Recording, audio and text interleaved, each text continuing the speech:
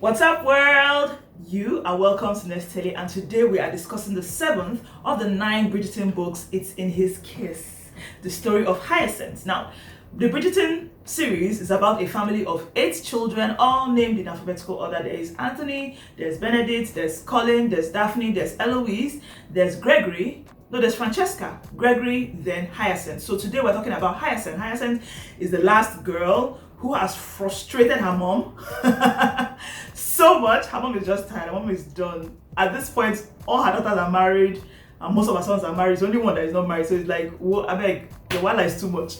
Do you understand? So if this is your first time, I am Nez. Welcome to Nestele, a booktube. I sit down here trying to convince you to read books. So please join the company, join the family, and join the community so that we can get ourselves to read more books, okay? Hopefully I'll convince you to read. Will I? Okay, good. So anyway, today we're talking about the book It's in His Kiss by Julia Quinn. Now again, it is the 7th of the 9 books from the Bridgerton series. The first book is what was used for the first season that is presently doing very well on Netflix. Apparently it's the highest watch right now. Okay, that's good. For good reason, it's really good. So that being said, thank you so much for coming. So Hyacinth is in a relationship with a man called, what was his name? I've forgotten. But anyway, I have to check. But this book is sweet. Does that make any sense? This one, like, I finished reading down, like, it's so sweet, this book. I don't know why, but it's so sweet. Like, I think about was there anything different about the story? I don't know why, but it's making me so happy. I'm like, oh, this was fun. I liked this one a lot. So this is the story of Hyacinth. Now, there's a character I've not spoken about in the whole Bridgerton series. I started talking about it. I will leave the playlist here so you can go through everything I've talked about so far with the Bridgerton series.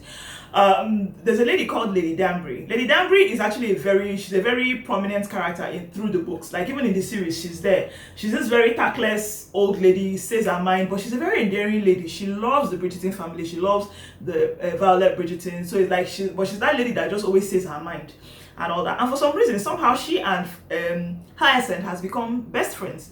You know, Hyacinth will go to her house every week and they'll sit down and read. There's one particular book for, Hyacinth will read to her, and they will sit down, they'll talk about it, and they'll just gist, and all that. So she's just that lady.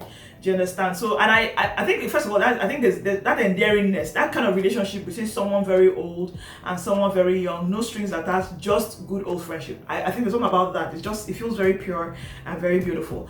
Hyacinth has been out in society for like 4 years now, and she has turned down every single marriage proposal by now. But there's this guy, that's Lady Danbury's grandson, grown grandson. That's how old Lady Danbury is. Grown grandson that somehow Lady Danbury is trying to get these people to be together and all that. But this guy has this very roguish, what's that thing called? Everybody knows him to be this person that, sleeps around, careless, and all that. And he has a horrible relationship with his dad. I think that's where the story gets a little more interesting. The relationship with him and his dad, like, is very, very bad. And and then that's his dad, who is a baron. His dad, when he was 19 years old, he already had a very bad relationship with his dad. But when he was 19 years old, the dad had made a contract for him to marry some other girl to take their family out of a financial situation. Now, I've said it several times, these books are about during the Regency time. That's the 1800s in the UK. People did not marry for love. People did not marry because they felt like it. They married for money, they married for title, they married to stay in high society. So the father had planned for him to marry this other family because he had drained most of their accounts and mortgaged everything up to the T, and they had absolutely nothing. So he said, son, you go and marry this girl with her dowry, because the way it used to happen there was like, you get married, the daughter's family will pay the dowry. So the richer the family you marry into, the higher the dowry you would get. The dowry you get will be enough to take care of all our problems and all that. And he refused to do it. That's the son.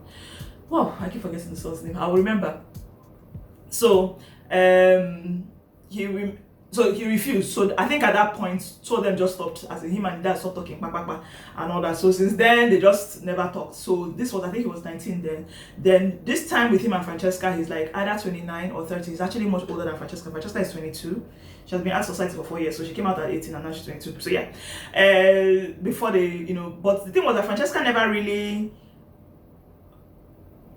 What is Francesca? Sorry, Hyacinth never really met with him until the book actually starts. Do you understand? Lady Danbury at this point was now trying to get them to be together. She would say that she forgot and invites the boy over for something, and then somehow make two of them sit together, that kind of thing. So just like that, something sparked, and you know, it happened, and it was really nice. I liked it.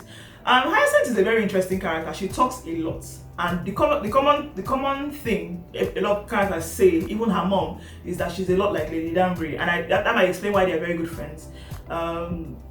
Hyacinth would say her mind without even thinking about it. She would blurt something, and it was almost like, okay, this is who she is. A lot of people did not even want to get, in addition to the fact that some people had already proposed, a lot of people didn't even want to be around her because she used to say her mind. If you did something stupid, she'll tell you that's stupid. And for a girl or for a lady, that wasn't really considered high society runs and all that. But this other rogue-ish guy happened to be into it. The more time he spent with her, he was like, okay, I like her. It used to annoy him, but he liked the fact that she spoke as much as she did, which was interesting. Now that I'm talking about it, I'm thinking to myself, how come all the male characters, most of the male characters in this book, not all, seem to have this roguish reputation of being a rake, someone that sleeps around and is very careless, then suddenly sees this particular girl and falls in love and everything else doesn't matter. Like, that's so unrealistic. Like, it's good for fantasy and all, but anyway, but this guy is actually typically that person. Funny enough, I like this book. Just made me feel so happy. I don't know why. There's a sense of adventure in it too, like in a bit of Indiana Jones, lost treasure kind of situation there. You have to read that one to find it out. But honestly, this book is really nice. I liked the dynamic between Hyacinth and this guy. I'm so sorry, I keep forgetting his name. I know his last name is Sinclair. He's of Italian descent. So from the Sinclair kid, let me call him that, you know, I liked their sense of adventure, digging and looking for stuff. That was interesting. And Hyacinth is quite a detective, that one. I like the relationship with she and her mom. Of course, her mom is like one of my favorite characters. So she and her mom, you know, back and forthness, the mom just getting tired of she and whatever drama she's going through concerning her getting married and refusing to marry somebody. So yeah, I don't know, I just like, it was a very nice conversation. But this is who she marries, so it's a romance between the two of them, and how the boy is able to heal from whatever it is that happens with his dad and moving the family on from there, because he then went on to become a baron. That's this guy, the guy that's Hyacinth married. So it's a really nice story. I like it. It's really cool. So that being said, happy Val's Day. Do we still say happy Val? Let me say happy Valentine. Happy Valentine's Day, y'all. Hope you're taking out time to show yourself some love. Hope you're taking out time to show a loved one love. I think one of the best things you can do now is to call someone that you know and tell them that you love them. One of the things I've learned from everything, like from reading concerning relationships, is say that whoever it is that is in your life that you love should not have to doubt if you love them. They should know. Do you understand? Whether it's from saying it or by showing it or by giving them it should not be in doubt that you love them. Because a lot of people say, but I love her now. It's like, she should know. No. Or he or she should know. No. And it doesn't have to do with relationship. It can be your parents. It doesn't have to do with the romantic relationship. Sorry. It can be a parent. It can be your sibling. It can be a very good friend of yours. Someone that has done something amazing for you and you love the person. Call the person now. Pick up your phone and call. I love you. Say it, okay? I love you too. You know, all of you wonderful people that are watching, I love you. Just show love. Don't make sure that it's never in doubt. There's no time. You think you have time, but there's no time. So show love, but don't forget to love yourself. That's even better. Your children, hug them and tell them that you love them. Men and women alike.